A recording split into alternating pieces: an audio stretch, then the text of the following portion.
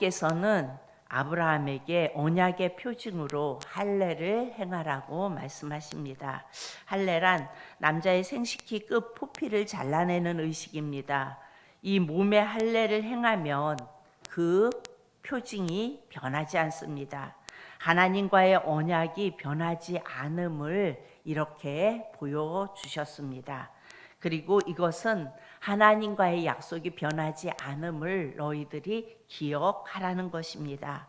할례는 제약된 세상에서 구별되어 언약 공동체에 속한다는 새로운 의미를 갖습니다. 그래서 할례는 이 땅에서 하나님을 의지하며 세상과 구별되고 하나님을 위해 살겠다는 헌신을 결단하는 것입니다. 하나님으로부터 오지 않는 것, 그러니까 세상적인 마음, 욕심, 죄 이런 것을 다 잘라내겠다는 고백이 바로 할례입니다. 그런데 이 할례와 관련해서 한 가지 놀라운 점이 있습니다. 우리 12절 13절을 보면요. 12절에 너희의 대대로 모든 남자는 집에서 난 자나 또는 너희 자손이 아니라 이방 사람에게서 돈으로 산 자를 막론하고 난 지 8일 만에 할례를 받을 것이라. 그리고 13절에 너희 집에서 난 자든지 너희 돈으로 산 자든지 할례를 받아야 하리니 이에 내 언약이 너희 살에 있어 영원한 언약이 되려니와. 이렇게 말씀하세요. 그러니까 하나님이 맺으신 언약은 아브라함 한 사람으로서 끝이 나는 것이 아니라 그의 자손들, 그리고 자손이 아니어도 이방 사람에게서 돈으로 산 자들일지라도 다 이 언약 안에 포함이 된다는 것입니다. 그러니까 아브라함으로부터 시작된 하나님의 구원의 역사는 바로 그 자녀들 뿐만 아니라 그에 속해 있는 모든 자들에게 다 적용이 된다는 것입니다. 이 말씀을 보면서 이 말씀이 우리의 약속의 말씀으로 다시금 다가왔습니다. 하나님 나를 구원하실 때, 하나님께서 우리를 구원하실 때 내게 속해 있는 모든 가족에게도 구원의 문을 열어주셨다는 것입니다. 이것이 하나님의 약속이라는 것입니다. 여러분, 바울이 빌립보 감옥에서 간수에게 복음을 전하였을 때 뭐라고 선포했습니까? 주 예수를 믿어라. 그리하면 너와 내 집이 구원을 받으리라. 이렇게 선포하지 않습니까? 그런데 이 일을 위해서 이렇게 선포하고 이렇게 약속해 주시는데 이 일을 위해 우리가 해야 할 일이 있습니다. 바로 하나님의 약속의 통로로서 우리의 삶을 살아가는 것입니다. 그러면 주님이 열매를 맺어 가실 거라고 약속하십니다. 아브라함에게 허락하신 약속은 놀라웠습니다. 그러나 아브라함의 자손들은 어떻게 돼요? 점점 더 할례의 이 본 의미를 잊어갑니다. 이스라엘 백성들의 문제는 무엇이었어요? 육체적인 할례는 그들이 계속해서 받았어요.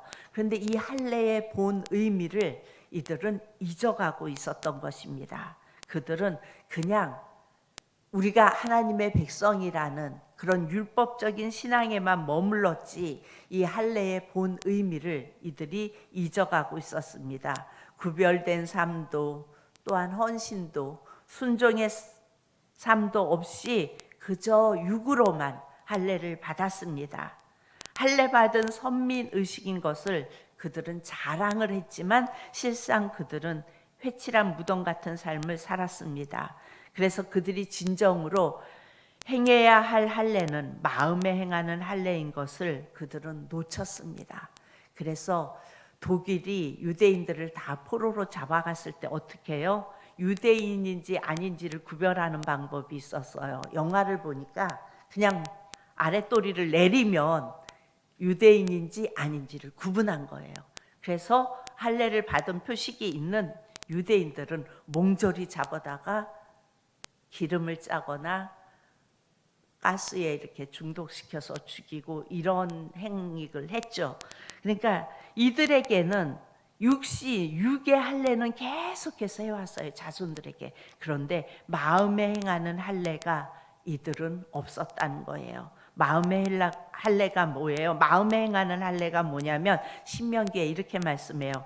내 하나님 여호와께서 내 마음과 내 자손의 마음에 할례를 베푸사 너로 마음을 다하며 뜻을 다하여 내 하나님 여호와를 사랑하게 하사 너로 생명을 얻게 하실 것이며, 그러니까 마음을 다하고 뜻을 다하고, 그래서 하나님을 사랑하는 것이, 그렇게 사랑해서 생명을 얻게 하는 것이 바로 마음에 행하는 할례였다고요. 여러분, 마음의 변화가 없다면, 우리들의 마음의 변화가 없다면 할례를 행하는 것이 아무 의미가 없는 것입니다. 하나님의 백성이라는 의미가 없는 것입니다. 이스라엘 백성들은 평생 자신의 몸을 보면서 내가 하나님의 언약 백성인 것을 기억했고, 그에 걸맞는 삶을 살기 위해 하나님께 나아가는 삶은 살지 못했어요. 그냥 내 몸이 할례를 행했던 그 표식을 보고 내가 하나님의 백성이구나 그렇게 기억은 했는데, 그들이 하나님께 나아가는 삶을 살지 못했다는 것입니다. 자녀들에게 난 지 8일 만에 할례를 행하였으나 이들에게 하나님을 신뢰하는 삶, 하나님께 헌신하고 순종하고 세상과 구별된 삶이 무엇인지 정확히 자녀들에게 알려주지 않았습니다. 이것이 우리가 놓치지 말아야 할 본분입니다. 우리 삶에 하나님이 약속하신 가정이 모두 구원받는 일, 복의 통로가 되기 위하여 우리는 먼저 하나님이 우리 가정을 구원하실 것이라는 약속을 붙잡아야 돼요. 우리는 먼저 그 약속을 붙잡아야 되고, 더불어서 그 가정 안에서 마음의 할례 받은 자로 살아가는 것을 놓치지 말아야 합니다. 여러분, 우리가 마음의 할례 받은 자가 뭐예요? 우리도 표식을 하나요? 아니요. 하나님 안에, 그러니까 예수 그리스도 안에, 예수 그리스도께서 내 안에 사는 것이 오늘 우리가 할례 받은 표입니다.